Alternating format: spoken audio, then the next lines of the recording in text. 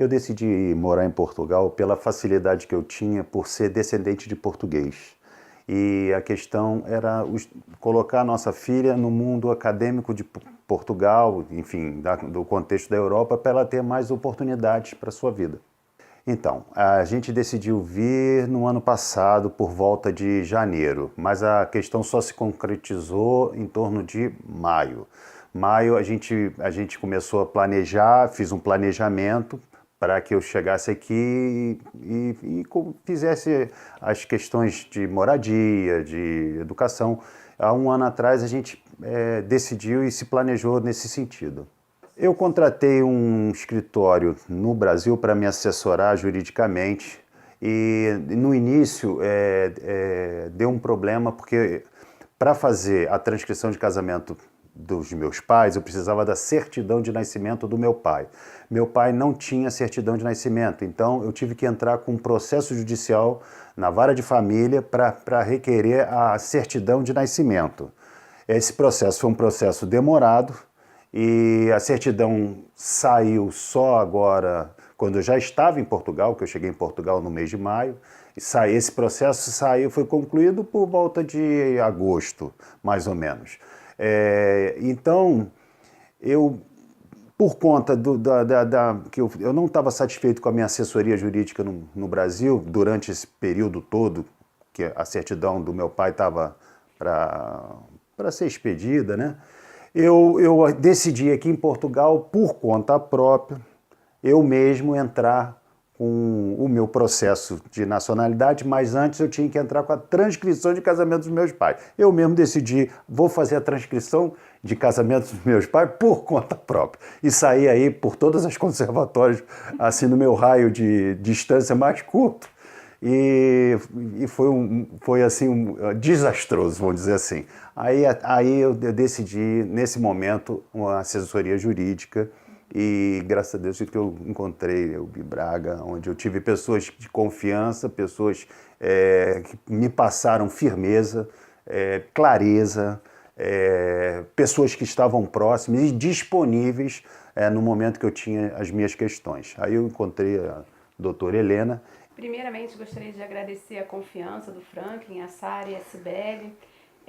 O processo do Franklin nós iniciamos primeiro com a transcrição de casamento, quando ele procurou a gente um pouco desesperado, que estava com muita pressa. Eu tranquilizei, falando que nós iríamos conseguir. Algumas conservatórias, realmente, elas acabam implicando um pouco com essa certidão de nascimento, de registro tardio, essa certidão que foi trazida para o Brasil. Até dei como outras soluções, outros tipos de procedimento, mas como nós tínhamos esse documento, nós tínhamos que trabalhar com esse documento. E em uma semana, né, nós conseguimos essa transcrição de casamento. Então foi feita a primeira transcrição de casamento dos pais do Franklin, porque era necessário, uma vez que a portuguesa é a mãe. Então a gente precisava fazer primeiro essa transcrição para poder passar a nacionalidade para ele. Depois nós entramos com o processo de nacionalidade do Franklin. Então ele também pediu muita urgência, eu fiquei com muito carinho, correndo atrás. Verdade. E em um mês nós já tínhamos aí a nacionalidade do Franklin. Nós já fizemos também a transcrição do casamento do Franklin. Já demos entrada também na nacionalidade da filha do Franklin, que já está em andamento também, daqui a pouco nós estamos já concluindo. E na sexta-feira daremos entrada no processo de nacionalidade da esposa do Franklin. Então tudo isso nós fizemos em 2 meses, não é isso aproximadamente? E uma coisa impressionante que eu mais ouço é o período de grande demora que esses processos levam. Mas eu fico aqui, assim, a confiança e a clareza que vocês nos passaram, isso é um fator extremamente que diferencia a assistência que vocês dão. Isso aí não tem preço. Obrigada. Procurar o Bibraga, então, no final deu certo? Deu certo, muito certo. Por causa que nossa ansiedade foi levada a zero. Ou seja, nosso principal problema aqui em Portugal são todas essas questões que a Helena falou. E aí a cada momento a gente sente assim que o processo inicia, é assistido, tem clareza e termina num prazo que a gente se surpreende, né? O meu processo, como a Helena falou, é dia 23, dia 21 de outubro, ela entrou com o meu processo, um mês seguinte, 23 de novembro, eu já estava com o meu cartão cidadão. Isso não tem preço. Isso, assim, para a gente, para as pessoas que vêm morar em Portugal, que precisam de documentos para todas as atividades da vida, isso é imprescindível.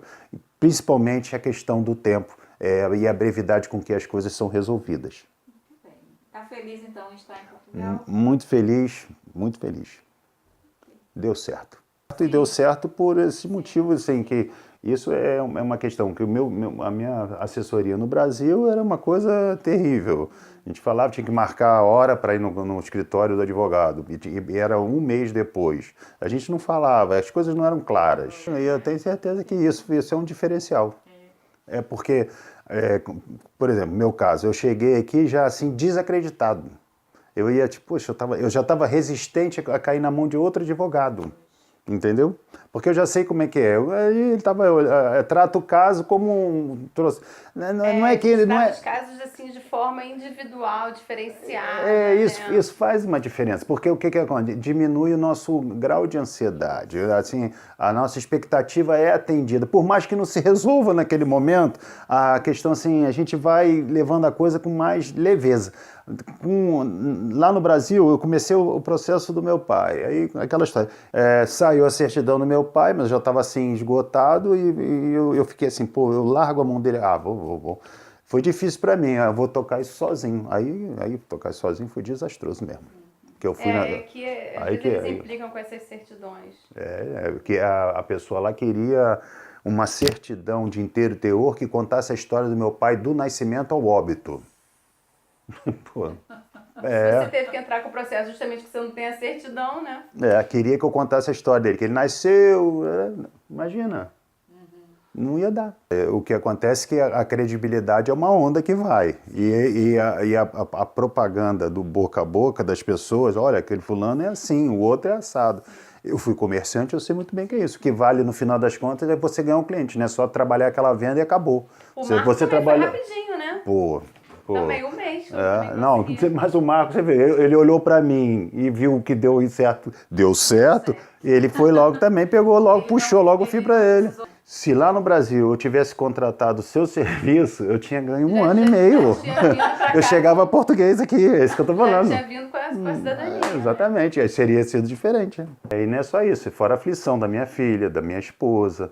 Minha filha ficou com medo de não ser matriculada. Não, ela ia ser matriculada no colégio, mas aquela questão, a Elaine, essa questão de nacionalidade que a gente ter chegado aqui. Quando eu falei, Elaine, quando você me mandou o WhatsApp, eu fiz toda uma preparação para chegar para a Elaine. Elaine, você está agora falando com um português Franklin de Oliveira. Ela quase que desmaiou lá do outro lado. Fala sério, ela desmontou, ela começou a chorar lá do outro lado, entendeu? Porque é isso que eu tô falando, a questão da ansiedade, da aflição, isso é um ponto que as pessoas ficam naquela expectativa. Aí parece que seu caso está sendo a deriva. E o que eu não vi em você parece que você não, além de você ter seus clientes todos, você tem essa coisa pessoal e particular de tratar com cada um, você não deixa a pessoa à deriva. Parece que você abraça a pessoa e está junto com a pessoa. Não, estamos juntos. Isso passa, assim, assim, emocionalmente falando, isso pastoralmente falando, isso aí não tem preço. Não tem preço.